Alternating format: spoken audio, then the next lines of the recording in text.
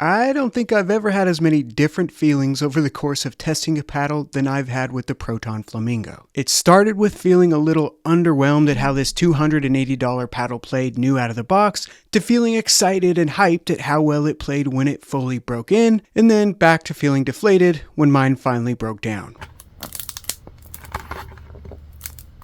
I do know people that have tried and love their Flamingos, but after dissecting and testing this paddle thoroughly, it has proved to be a paddle that's extremely difficult for me to recommend in good conscience. If you do decide to purchase a Flamingo, you can use the link in the description below, which activates a 10% off discount through Pickleball Central for this paddle, as well as most of their other paddles on their website. And one large benefit of ordering through Pickleball Central is their 30-day test drive return policy. This allows you to buy and play with their paddles, including the Flamingo, for up to 30 days, and if you decide that you don't want it after that point, you can return them for a 100% refund, no questions asked. For some quick specs, overall, this paddle is fully elongated at 16.5 inches long and 7.5 inches wide, with a shorter handle that's just under 5.5 inches long, meaning this paddle has a lot of actual playing surface on the face. It also has a smaller 6mm honeycomb cell size compared to the standard 8mm cell size, and at 15mm thick, it keeps a decently light static weight and swing weight for an elongated shaped paddle. It has a twist weight that's on the higher side, especially for a Gen 3 constructed paddle, which I do think translates well to this paddle's high stability and sweet spot size. My experience with the Flamingo can be broken down into 3 distinct stages that I felt this paddle went through, which were the stage 1 or new stage, the stage 2 or post break-in stage, and the stage 3 or post broken stage. During the new stage, which seemed to last about 2 to 3 weeks or so, I actually felt a little let down. From everything I'd heard about this paddle, I expected it to have some awesome power or pop, to be the great power paddle I've heard some say it is, or just something in general that made it worth that $280 price tag. I actually found that I had to work really hard to get power levels that neared the power category, and even with added weight, I found that when I was trying to chase that power performance level, I was just working too hard and making too many errors. The sweet spot was pretty nice, and it had a plush feel and high vibration damping, and at this stage, the paddle played more in the all-court category. This isn't generally bad by any means, but there really wasn't anything that made me think this paddle was worth nearly $300. After roughly 3 weeks or so of use between David and I, a local player who helped me put the Flamingo through testing, it started to enter what I call the stage 2 or post break-in stage. The paddle was noticeably more poppy and powerful, and the sound it made, compared to stage 1, was slightly deeper. Dwell time had increased, and subsequently I found myself being able to shape the ball and spin it much better. This is the point I started to see what some of the buzz was about. The Flamingo was super fun, a huge weapon, and I could honestly have seen myself paying top dollar for it. After another 2 to 3 weeks of intermittent use, however, the paddle entered stage 3, or the broken stage. It started developing a crunch in the middle and top of the paddle face,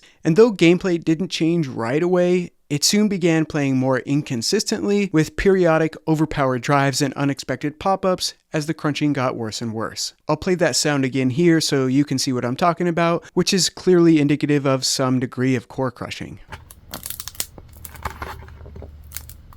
This means I had about 2 to 3 weeks of the new stage, and then another 2 to 3 weeks of intermittent use in the broken in stage before this paddle started showing signs of a compromised core. I dissected a brand new, never been hit before Flamingo to see if I could find any hints that could explain the cause of the initial break-in period and why my Flamingo then had a subsequent breakdown. I was actually overall impressed with how well this paddle was put together, and the face was adhered very tightly, and the individual 6mm honeycombs appeared uniform and clean looking. A thing I was looking for, and one explanation for why some Gen 3 paddles have a break-in period, is when that EVA foam ring on the inner perimeter is adhered to the honeycomb core, like in this example here, and after it breaks free with some use, the core becomes mobile and you experience a break-in. This was actually not the case with the Proton Flamingo, as the EVA foam does not make direct contact with the core. One possible explanation for the initial break-in that took this paddle from stage 1 to stage 2 may be that adhesion layer you see here, which serves to fix the outer paddle face to the honeycomb core. It stops right before the foam layers start, but parts of the edge of that layer do appear to catch right at the edge of the inner foam layer in little stretchy segments you can see here, and it's possible that after repetitive use, those little pieces break free, allowing the floating core to move more freely. That part isn't a for sure for me, but it is my best guess. As far as the actual breakdown, the most common reason paddles core crush after use is that they come over-compressed from the factory, which is evidenced by a visible crease in the honeycomb walls, like in the paddles you see here. I actually found no evidence of this in the Flamingo, and with the rest of the paddle being so well put together, I was at somewhat of a loss as to why my paddle broke so fast. This next part was conducted in heavy consultation and collaboration with Justin from Pickleball Etc., and without his help, I would not have even known that core density was a thing or had the idea to investigate this, so a big thank you for his help in this next part. I hope you like math and basic chemistry.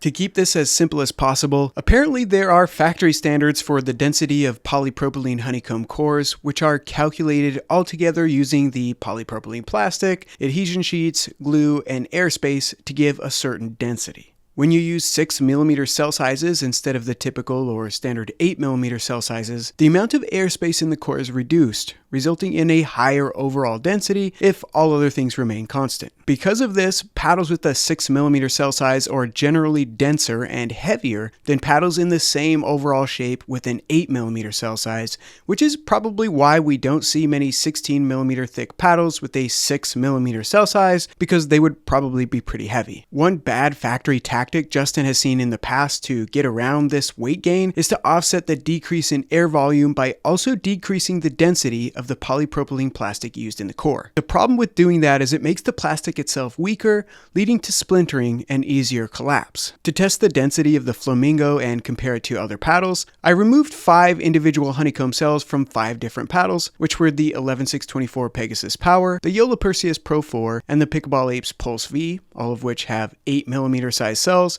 as well as the Flamingo and the original core shapeshifter, which I dissected just for this because it also has a 6mm size cell. I made sure to cut the ends off each side of the cells to remove any residual glue that may have confounded the measurements, and then weighed the 5 cells from each of the paddles to get the weight of the plastic. I then used my pipette to fill a graduated cylinder to a set volume and placed the 5 cells from one of the paddles into the graduated cylinder and measured the amount of displaced water to give me the volume of those 5 cells. It was then as simple as dividing the weight I measured from the cells of one paddle by the volume I measured from those same 5 cells to give me the density of the plastic used in that paddle. The densities of the plastic in all 5 of these paddles should have been pretty close to the same here, and we shouldn't see much of a difference between the density of plastic in the paddles with 8mm cell sizes and the paddle with 16mm cell sizes either. I did expect some variation in these measurements since this isn't an exactly perfect process, but the density of the plastic in the Flamingo was unquestionably lower than the other 4 paddles measured here, which all fell 0.1 or less from the 1 gram per cubic centimeter densities, even the size 6mm OG shapeshifter, while the Flamingo's density was all the way down to 0.65 grams per cubic centimeter. And if you just look at and feel the cells of these paddles directly, the Flamingo was by far the most brittle and weak of these cells, and side by side its fellow 6mm size shapeshifter,